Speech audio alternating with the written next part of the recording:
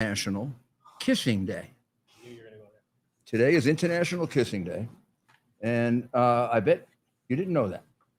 Now, I only have a little bit of information about International Kissing Day, so if any of you know more about it than I do, I'd really appreciate your calling in, okay? But International Kissing Day 2023, it's a special time of the year. Every year, International Kissing Day is celebrated with a whole lot of love and pomp throughout the world. You shouldn't confuse it with Kiss Day that takes place a day before Valentine's Day in February. I didn't know that. I always thought you kissed on Valentine's Day, not the day before Valentine's Day. Well, kind of like you don't want to use up your kisses before Valentine's Day, I wouldn't think, right? But International Kissing Day is observed to understand the benefits of kissing. According to this, there's a little bit of a contradiction.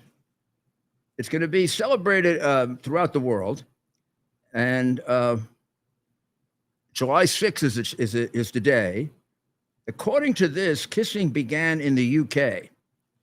Don't think that's right, because then they go on to say that the ritual of kissing began where you would imagine it would, with the Romans. In other words, with the Italians. That would have made more sense to me than kissing started with the English. Don't you agree? I agree. And they trace it back to ancient Rome, because they had three different kinds of kissing in ancient Rome, none of which will be scandalous. The Romans may have been whatever they were, but they were very proper in their language. So these words are going to sound almost like they come from the Mass or something. So there are three kinds of kisses: osculum, which is a peck on the cheek; savium, which is an eager mouth kiss. Assume that means like a quick peck on the lips. And then there's bassium. That's kisses on the lips. And it goes on to say the French people started the French kiss during World War I. That concludes my discussion of International Kissing Day. And I urge you to follow the rules here. It also says that you should never kiss someone without asking for their consent, which I think is very proper. And I'm glad they put that there, because we could have all kinds of problems. We could have all kinds of problems with that. Also, I want to remind you that we are still celebrating. We're still celebrating Independence Day, and we have Independence Month this month, and we're going to make a point about American independence every day that we can until the end of the month, and then we'll do it anyway, because, boy, we got to remind ourselves of American independence, because we're not independent right now. And that's the way, unfortunately, things have turned out with this Biden administration.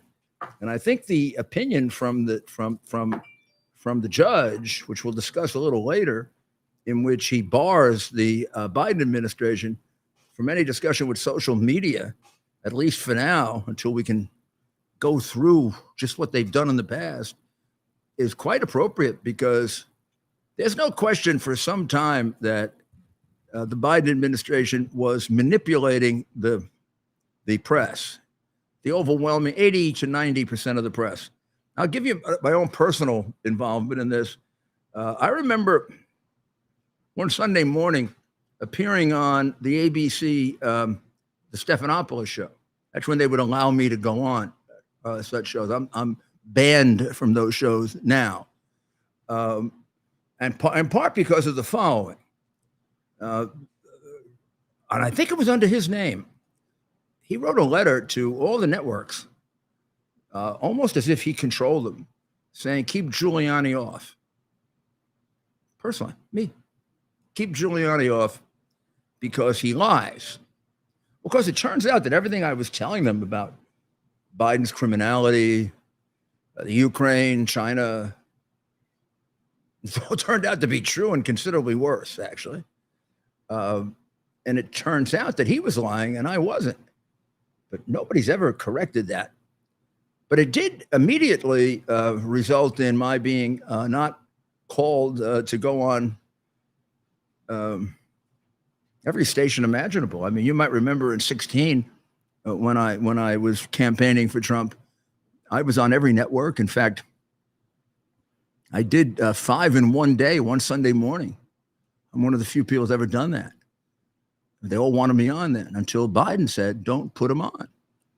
And you take a look at from then on, even before I was banned because of the hard drive, I was banned from those networks. Now, where does a presidential candidate come off telling a free press not to have, in my case, the lawyer for the president of the United States not come on television? You pulled off the full Ginsburg. The full Ginsburg, right? You're familiar with that, of course. Yeah, the full. I know what it means, but tell the audience what the I full love this Ginsburg. term as someone who grew up watching the Sunday shows from being a little kid. Yeah, it is a person. I don't watch them anymore, No, but no, that's no, a I used to, yeah. You used to, right? Just like you, I was addicted. My father was, my mother was. Yeah. Yeah, we would come home from church and watch it, and or we'd watch it and go to church late. I mean, there was did church around Church or Chris Russer. Well, or Tim Russer. I go way back before Tim Russer. Sorry. I go back with. Tell so the mayor pulled off, and I remember this very well in the fall of 2016. He pulled off the full Ginsburg, and that is when a person appears on all 5 major, well, one point what was major morning talk shows. This week on ABC, Fox News Sunday, Face the Nation, Meet the Press, and CNN, what used to be called Late Edition, which is now State of the Union. And of course, this is named after William Ginsburg, the lawyer for Monica Lewinsky, who did this the first time in 1998 during the scandal involving Bill Clinton. So I think I'm in favor of renaming this the full Giuliani. I think we should call this the Giuliani. I think so too. But that's the full Ginsburg, and the mayor pulled it up. You know, I'm generally not. You know, I'm very shy, and considering when you did it. And why you did it? Look, there is a list of people. I'm going to tell you why I did it. Yeah. It was the weekend. It was the weekend following the disclosure of the Bush tape. The one in which the president engaged in a locker room talk, and we were doing debate preparation, and everybody folded. I'm not going to name everyone, but I will name one who deserves to be pointed out to show you how tough he is. And that's, he may be big, but he's not tough. That's Chris Christie, who asked me to go on for him because his wife might be angry at him if he went on. And there was another who asked me to go on because they said, I won't even give the sex of this person, but they said they were a very good Catholic. And I wasn't such a good Catholic. Thank you. So I could go on. And I said, well, I don't know about Catholic or not, but I think this is a lot of crap. So therefore, I'm not going to have a hard time with this. And I remember one particular, I know Trump loves to use sanctimonious with regard to DeSantis, but this sanctimonious reporter said, thinking he was going to get me. Did you ever use language like that? I said to him, and this guy has a reputation, by the way. I said, a reputation, if you know what I mean. I'm not going to say what I mean unless you know what I mean. I said, well, how about you? Did you ever use that language? He said, no. And I said, well, now I met 2 perfect people, you and Jesus Christ. That's a great answer, Mayor. Wow, I remember everything about that time period, of course. No, but you end up with the biggest phony. These guys have mouths like bleh, bleh, and they, mess around like crazy. Yeah. When they're on the road, come on, boys. Right, Mayor. Don't pull that crap somewhere else. Don't pull that with me. And we don't need to rehash it, but I'm too old. I've seen too much, and what I hate are phonies. And boy, they got sanctimonious phonies. That was something. But anyway, the point being, you pulled off the full Ginsburg, and the topic, the reason you did it, made it so unique. A lot of people did it when they were running for something, right? It's like you did it, and and who you did it for. Covers people quit. And you could say They took him back too. you could say that played a very big role. I'm going to say it, and we don't have to stay on this topic. That played a big role in the 2016 election because, as you've said, and I know I was living and breathing this thing every day during that time period, people ran away from him on that moment, not because away. out of fear, out of cowardice, out of stupidity. I never give away secrets of the campaign. I've never been a source for any of these prostitutes who write books. I don't believe in it. Some of them are my friends, but it's not something about them that I respect when they write these books. But one key person quit. I don't know. I have no idea why the president took him back and took him in the administration. I would never trust a guy again in my life. But I'm different. I'm Italian. It's just so I wanted to bring up the fact that you pull off the full Ginsburg. You quit on me under pressure. You quit on me under pressure. You're going to quit on me again. That's a good point, right? You're going to do what he ended up doing. You're going to leak like crazy on me. When things real, that's it's a good. One of the reasons I didn't have an awful lot of leaks in my administration because I was a pretty good judge of loyalty and competence. Couldn't have done all the things I did all by myself. You brought up a good point, though. You brought this up. Was it yesterday or the day before? Making a mistake when this is a little bit different than what we're talking about now, but making a mistake under pressure as opposed to making a mistake when, maybe you're trying new thing, right? Yeah. And how there's a difference there and how dangerous it can be to have someone who's making mistakes under pressure. If you don't learn how to remove pressure from your decision making, then you can't be a leader. You got to do something else for a living. Because if you're a leader in anything difficult, and I'm talking about now government or war or law enforcement, you're going to be under pressure. And the real sign of a great leader is not making mistakes when things are all who cares? You can always fix it. It's how do they function under pressure? And does their decision making get clouded by the enormity of the task in front of them? And have they learned how to control it and channel it in the right way? One of the things that is a great characteristic of Trump. Remarkable. I mean, my son was being interviewed with me today by Roger Stone, and he pointed out, and I thought it was only 4, that a couple of days ago we played golf with President Trump. President Trump had 6 birdies, and he played one of the best rounds of golf Andrew's ever seen him play. And Andrew's been playing with him for 20 years. Now, how a guy can do that shows you he knows how to channel it. It can't be that he's not under pressure. Of course he's under pressure. He's human, but he knows how to channel it. So God forbid our country is in deep trouble. That's the kind of person you want leading the country, the way Kennedy did during the Bay of Pigs, or the way Reagan did when we faced the Soviet Union. It's also the reason why they take advantage of Biden, because they know he's a dish rag. He's like, imagine what Putin thinks of him. Or Z. I mean, these guys are hardened murderers. I know murderers. I put them in jail and I used them as witnesses, and I had to make friends with them in order to get them to turn. So I understand their heads. And these are 2 guys that will murder in a second and justify it completely. And second, are working on probably when he was okay and not demented, twice Biden's IQ. Because Biden's stupid. He's just plain dumb. And they would pick that up. I mean, you would pick it up if you're engaged in this kind of work. You pick it up right away. Many you talk to Biden, 5 minutes, he's a dope. I mean, you don't have to tell me he was left back in school, or he lied about his grades, or he cheated his way through law school, or all that. I just know he's stupid because I have spent my life evaluating people. So what makes him more dangerous, Mayor? The fact that he's very dangerous being that stupid and that weak, because all those people are dead in Ukraine because of him.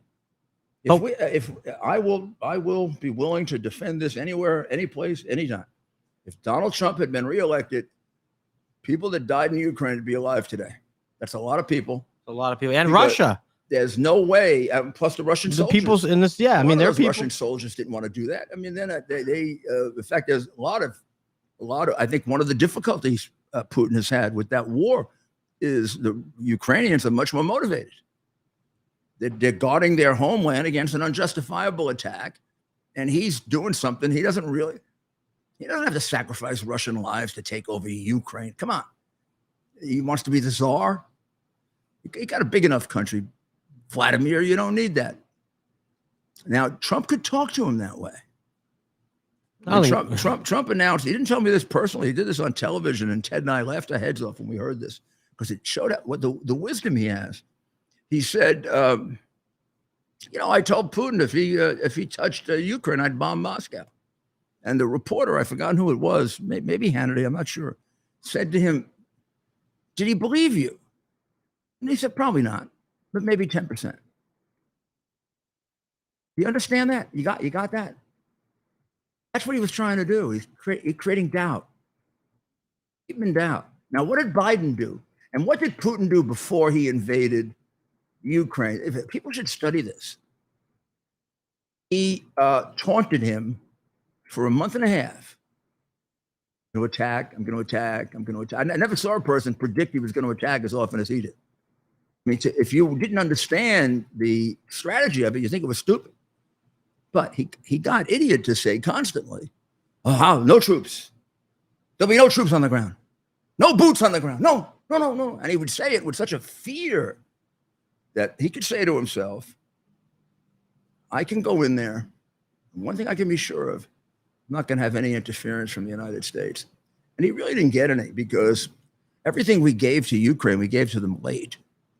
We could have armed them before. We had a month and a half to arm them. Had we armed them before, Putin may not have gotten as far as he got. Of course, we didn't know how well Ukraine would do and how poorly Russia would do. But in retrospect now, had they been armed the way they were later, Russia might not have made the inroads they made. Everything given to Zelensky was given late, except money. And every time money was given, the Congress tried to put an inspector general in charge, and Biden refused. Now, nobody looks at this. How you cannot look at it is amazing, given the amount of money that has been whacked up between the crooks in Ukraine and the crooks in the U.S., including Zelensky's biggest supporter, who's the biggest money launderer in Ukraine. I want the Ukrainians to win. I'd like to see the Ukrainians throw Russia out of Ukraine. I think what the Russians did in Ukraine is inhumane, indecent, and a war crime. But I'm not fooled by the fact that all of a sudden that made everybody in Ukraine honest. When they see money, they see money, they're going to take it. That's the way they are. It doesn't even mean they're not patriotic. The guy who launders all the money, which is stolen from the Ukrainian people, was one of the biggest heroes of the 2014 invasion. You'd have to respect him for putting his life at risk to protect his city. But then at the same time, he was stealing billions, taking it from his people. I don't know. You tell me the mentality. I haven't figured it out. All I know is, as an American, I have to evaluate that for the benefit of my own country, even for their own benefit. You think this guy can do that? This is so beyond his ability. It's also beyond the ability of silly liberals.